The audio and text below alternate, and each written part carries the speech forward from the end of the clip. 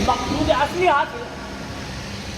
اب جب یہ بن گئی تو بسا اوقات ہوتا کیا ہے، جو خرابی کہاں سے پیدا ہوتی ہے وہ یہاں سے پیدا ہوتی ہے کہ تنظیم کو مقصد بنا لیا جاتا ہے۔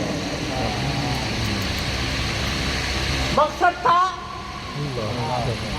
اللہ، کام، اللہ کا دین، اللہ کی رضا، اخلاص کے ساتھ، مقصد وہ تھا۔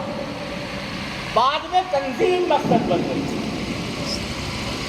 جو میری تنظیم میں ہے وہ میرا ہے، جو میری تنظیم سے باہر ہے وہ میرا نہیں ہے۔ یہ فتنہ پیدا ہوا اور افسوس سے کہنا پڑتا ہے کہ اس فتنے نے مسلمان کو لڑا دیا، قتل و غارت گری تک نوبت آ گئی، مار پیٹ تک نوبت آ گئی۔ بنگلہ دیش میں جو واقعہ پیش آیا، خون کے آنسو انصاف ہوتا ہے۔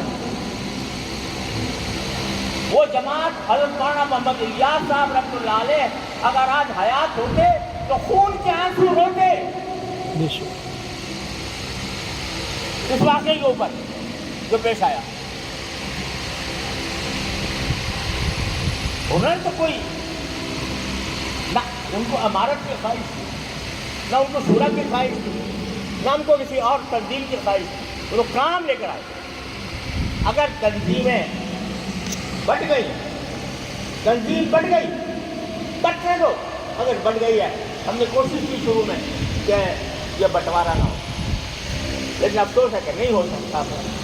ہو گیا تو اب بتاؤ تنظیم مقصود ہے یا کام مقصود ہے؟ ایک بات کہو مجھ سے، بتاؤ نا۔ اللہ اکبر، نعرہ تکبیر، نعرہ تکبیر۔ کام مقصود ہے یا کسی خاص جماعت کے ساتھ منسلک ہونا مقصود ہے؟ کام مقصود ہے، کام۔ اگر کام مقصود ہے تو خدا کے لیے تفریق بٹاؤ۔ بے شک، جو کوئی اللہ کا نام لے، جو کوئی اللہ کے دین کی طرف دعوت دے، اس کو خوش آمدید کہو، اس کو اپنا سمجھو، اس کے ساتھ محبت کا معاملہ کرو، اس کے ساتھ دشمنی مت رکھو۔